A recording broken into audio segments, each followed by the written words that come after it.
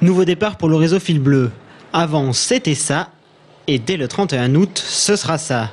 Pas de différence vraiment visible sur ce plan. Principale nouveauté, les lignes interquartiers entre les deux Lyon et la Bergeonnerie, ou encore Saint-Cyr-sur-Loire et Tours-Nord. Tout cela pour désengorger le centre-ville et l'axe de l'avenue de Gramont, mais aussi la volonté de donner la priorité à la vitesse et à la simplicité. On veut avoir des passages très réguliers. Donc les horaires sont conçus pour avoir sur nos lignes fortes un bus toutes les 10 minutes dans la journée.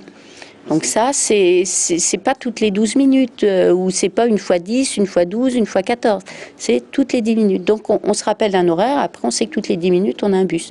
Ou sur des lignes moins importantes, ça va être toutes les 20 minutes, ou tous les quarts d'heure. Mais des choses assez faciles à mémoriser. Un bus toutes les 7 minutes aux heures de pointe sur les lignes 1 et 2. C'est possible grâce à des troncs communs en centre-ville qui seront aménagés avec des priorités au feu. Les deux autres grandes lignes, la 4 et la 5, formeront une boucle autour de la gare de Saint-Pierre-des-Corps et la place de la Liberté. Les habitudes des Tourangeaux vont être modifiées. Comment faire pour s'y retrouver ?